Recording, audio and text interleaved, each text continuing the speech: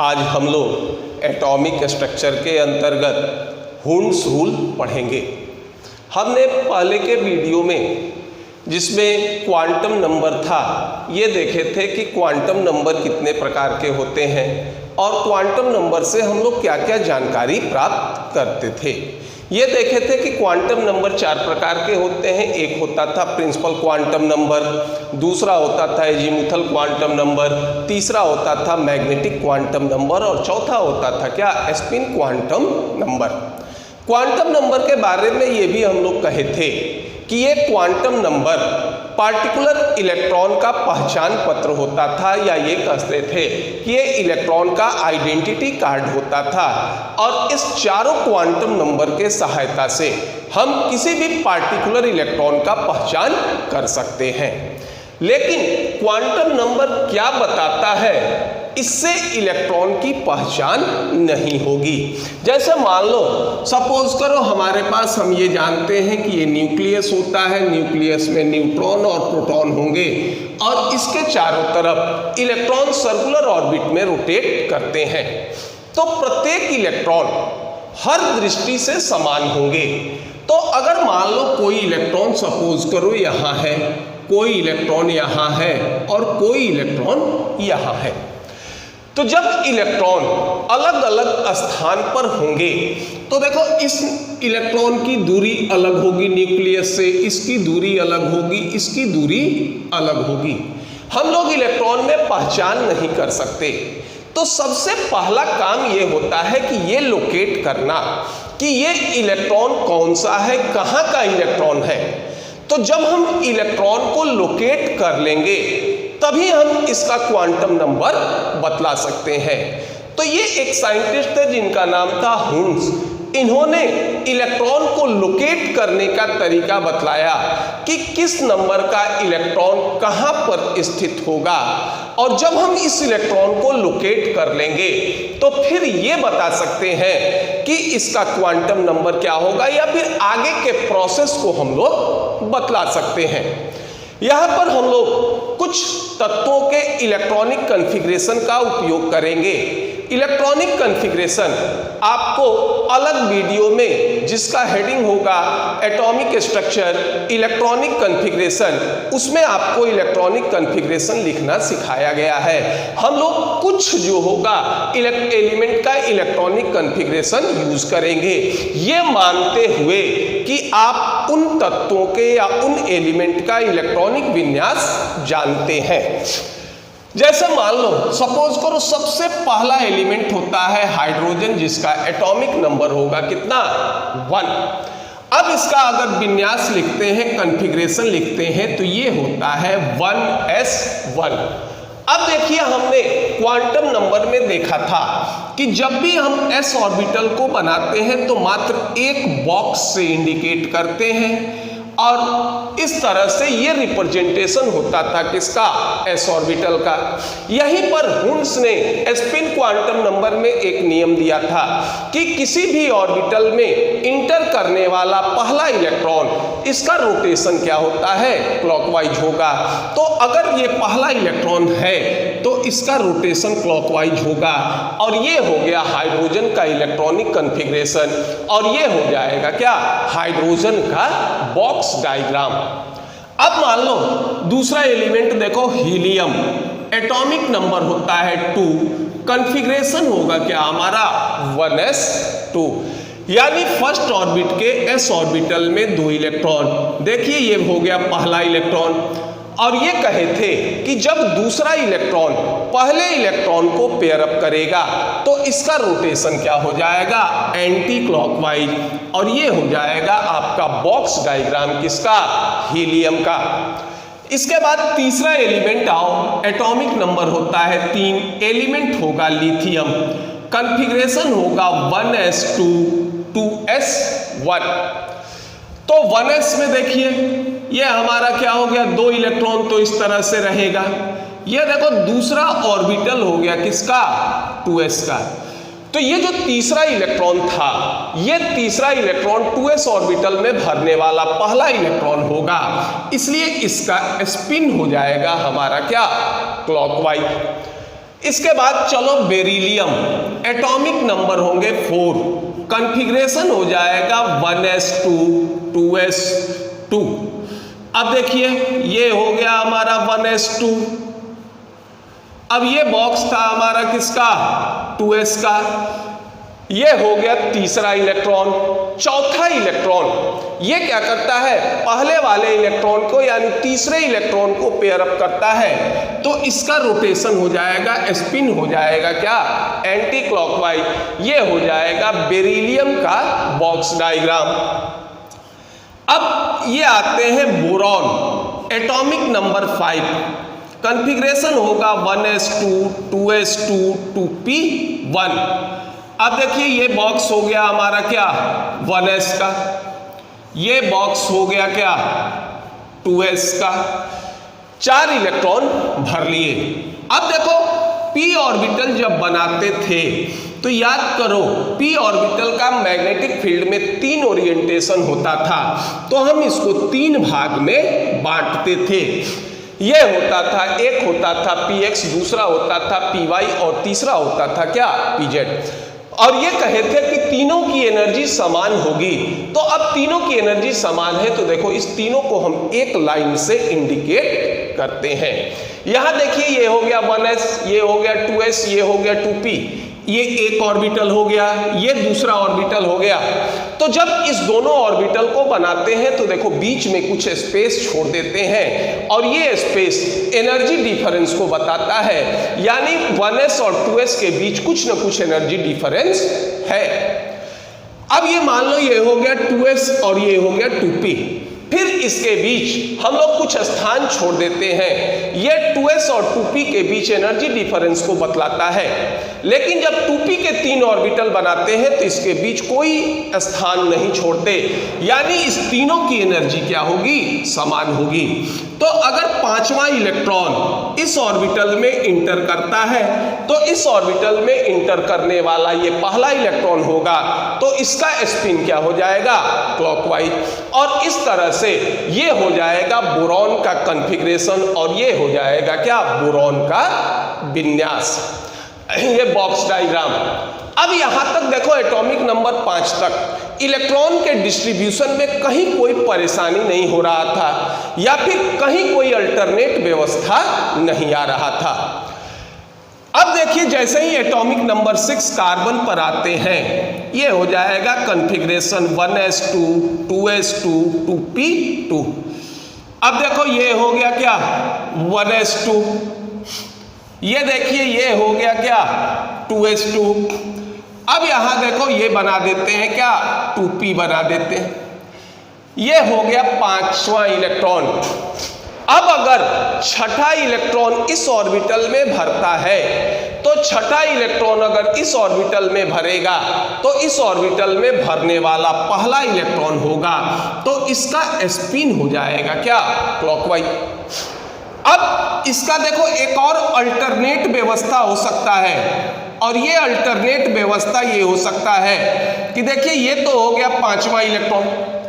अगर मान लो छठा इलेक्ट्रॉन भर रहा है तो छठा इलेक्ट्रॉन अगर इस ऑर्बिटल में भरता है तो वो क्या करेगा, 5वें इलेक्ट्रॉन को पेयर अप करेगा, और जब पेयर अप करेगा तो इसका स्पिन हो जाएगा कहाँ, एंटी क्लॉकवाइज। तो एटॉमिक नंबर 6 कार्बन के 2 पॉसिबल बॉक्स डायग्राम होंगे। एक तो बॉक्स डायग्राम ये होगा और दूसरा बॉक्स डायग्राम ये होगा। अब इनमें से ये सही है या ये सही है। अब यही हमारा इलेक्ट्रॉन लोकेट होगा। तो इस पे हुम्स ने एक नियम दिया और इन्होंने ये कहा कि if energy of N orbital remain same such configuration is stable. Such configuration is stable which has maximum number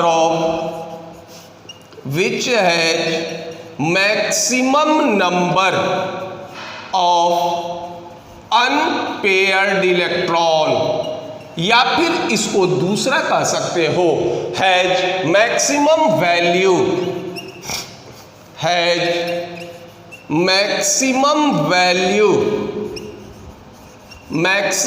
value of spin multiplicity, maximum value of spin multiplicity. यह कहता है कि if energy of N orbital remain same, यानी ये नियम तभी applicable होगा जब ऑर्बिटल की एनर्जी समान होगी।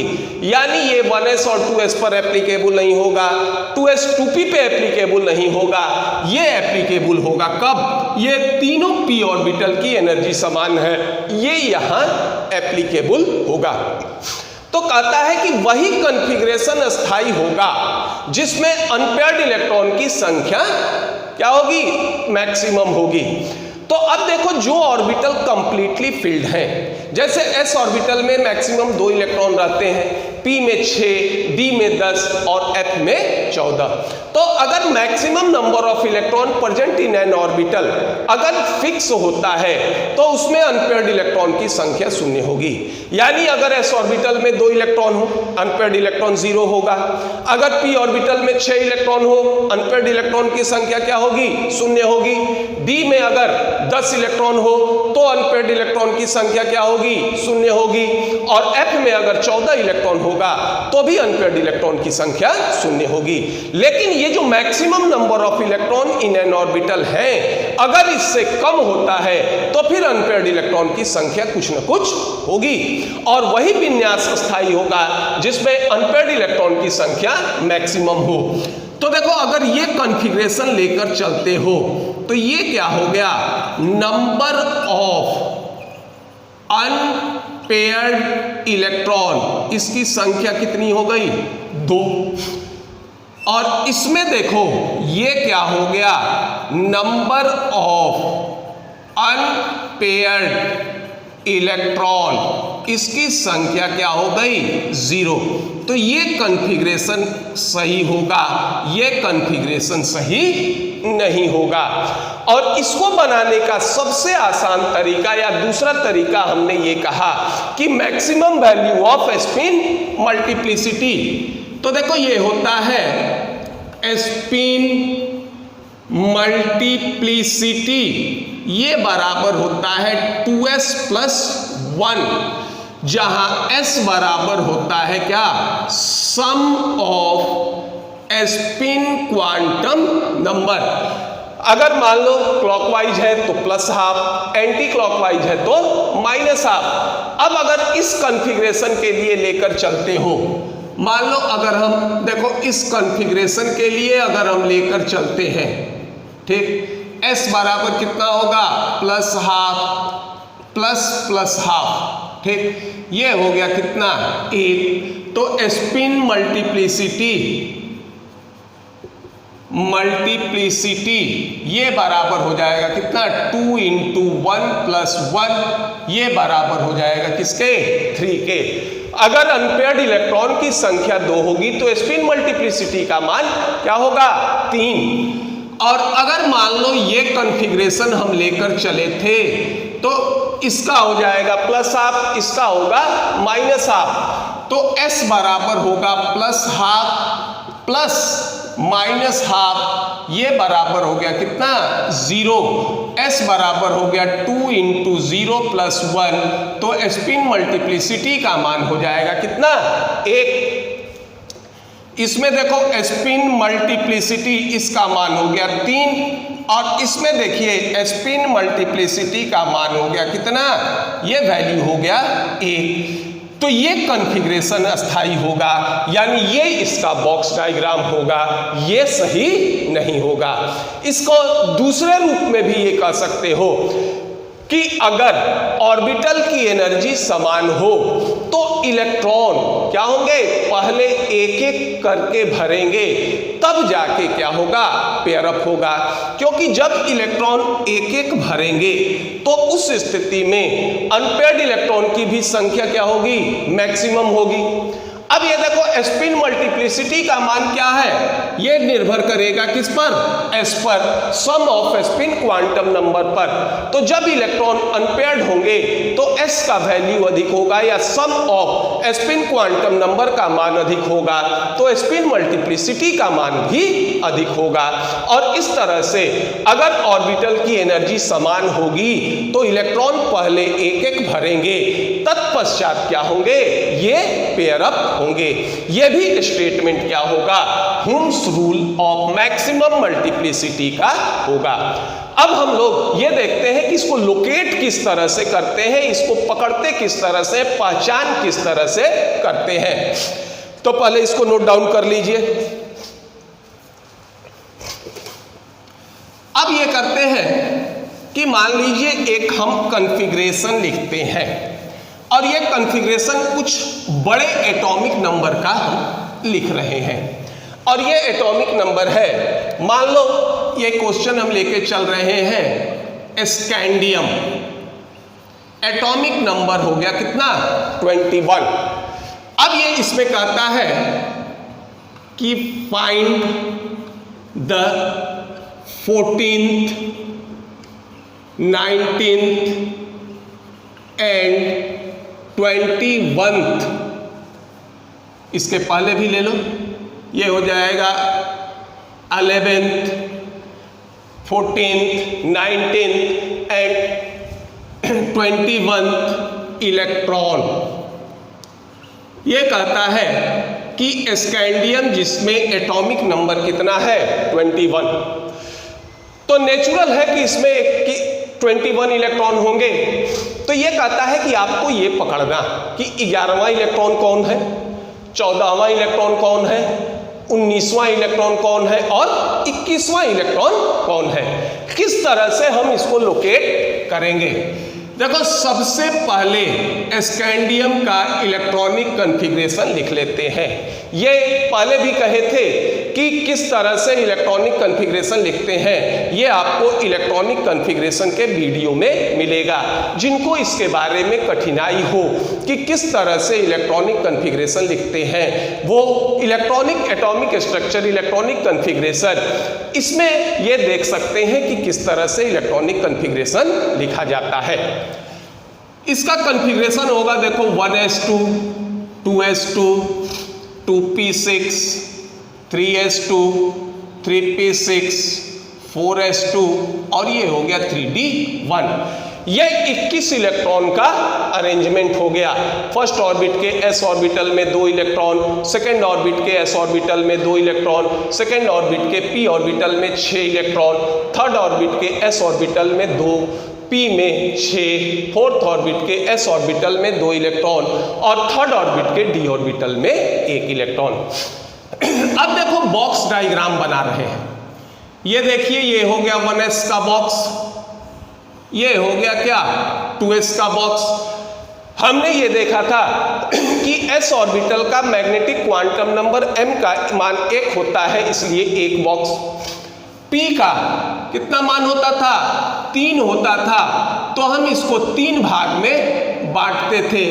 d ऑर्बिटल के लिए इसका मैग्नेटिक क्वांटम नंबर का ओरिएंटेशन 5 होता था, तो हम इसको क्या करते थे, 5 भाग में बांटते थे। ये हो गया 3p, ये हो गया आपका 4s और ये देखो हम इसको नीचे बना दे रहे हैं 3d। देखिए d का 5 मान होता था, तो हम इसको 5 भाग में बांट देते थे। अब ये क्या होगा, इलेक्ट्रॉन भरो। ये हो गया, देखिए हुम्स रूल कब लागू करेंगे, जब ऑर्बिटल की एनर्जी समान हो। एक बार यहां लागू होगा, एक बार यहां लागू होगा और एक बार यहां लागू होगा। देखिए ये हो गया पहला इलेक्ट्रॉन, ये हो गया दूसरा इलेक्ट्रॉन, ये हो गया तीसरा इलेक्ट्रॉन, ये हो गया चौथा इलेक्ट्रॉन। अब देखिए यहाँ एनर्जी समान है, इलेक्ट्रॉन पहले सिंगल भरेगा, एक एक भरेगा। ये हो गया आपका 5वां, ये हो गया 6ठा, ये हो गया 7वां। अब देखिए अब कोई रास्ता नहीं है, तब पेयर करेगा। ये होगा 8वां, ये होगा 9वां, ये हो गया 10वां, ये हो गया आपका क्या, देखिए 11वां इलेक्ट्रॉन, ये हो जाएगा 12वां। अब फिर हुंड्स रूल लागू होंगे, इलेक्ट्रॉन एक एक भरेंगे, 13, 14, 15, 16, 17, 18, अब देखो 19, 20 और ये हो गया 21। ये हो गए स्कैंडियम के बॉक्स डायग्राम। अब हम लोकेट कर रहे हैं, देखिए ये हो गया पहला, ये हो गया दूसरा इलेक्ट्रॉन, ये हो गया तीसरा इलेक्ट्रॉन, ये हो गया चौथा इलेक्ट्रॉन, ये होगा 5वां इलेक्ट्रॉन। अब देखिए ये होगा छठा, ये होगा 7वां, ये होगा 8वां, ये होगा 9, ये होगा 10, ये होगा आपका 11, ये होगा 12, ये होगा 13, ये होगा 14, ये होगा 15, अब यहाँ से चलो ये होगा 16, ये होगा 17, ये होगा 18, ये होगा 19 और ये होगा 20 और ये होगा 21। और इस तरह से हम लोग इसको लोकेट कर लेंगे। अब देखो हमने कहा था क्या 11वां इलेक्ट्रॉन, देखिए ये हो गया आपका 11वां इलेक्ट्रॉन, ठीक। फिर कहे थे 14, ये हो गया आपका क्लॉकवाइज 14वां इलेक्ट्रॉन। 19वां इलेक्ट्रॉन, ये हो गया आपका 19 नंबर का इलेक्ट्रॉन और ये हो गया आपका 21 नंबर का इलेक्ट्रॉन। अब इसको हम लोकेट कर लिए। अगर मान लो ये कह ले कि बताइए 14वें नंबर का इलेक्ट्रॉन किस ऑर्बिटल में है, तो ये देखिए 14th इलेक्ट्रॉन कहाँ है, ये है किसमें, 3s में, ये हो जाएगा नहीं 14th नहीं, ये आपका क्या 11th इलेक्ट्रॉन। 14th इलेक्ट्रॉन किस ऑर्बिटल में है, देखो 14th हो गया यहाँ, ये हो गया क्या 3p में। अब ये है 19th नंबर का इलेक्ट्रॉन किस तरह से है, ये हो जाएगा किसमें, 4s में। और 21st इलेक्ट्रॉन ये किस में है, ये हो जाएगा 3d में। और इस तरह से हम लोग पार्टिकुलर इलेक्ट्रॉन को पकड़ सकते हैं कि कौन सा इलेक्ट्रॉन, किस नंबर का इलेक्ट्रॉन किस ऑर्बिट में है, किस ऑर्बिटल में है, उसका ओरिएंटेशन क्या होगा। अब इसके वैल्यू को अगर लिख दें तो हम उस पार्टिकुलर इलेक्ट्रॉन के चारों क्वांटम संख्या का मान क्या कर सकते हैं, बता सकते हैं। तो हुंड्स रूल ये हमको इलेक्ट्रॉन को पकड़ना या ये कहो कि इलेक्ट्रॉन को ट्रैप करना बताता है, इलेक्ट्रॉन की पहचान बतलाता है कि कौन सा इलेक्ट्रॉन किस ऑर्बिट में, किस ऑर्बिटल में, उसका ओरिएंटेशन क्या है, इसके बारे में हमको क्या करता है, बताता है। और इस नियम के सहायता से हम इलेक्ट्रॉन को क्या कर सकते हैं, लोकेट कर सकते हैं। ये आपका होगा Hund's rule of spin multiplicity principal.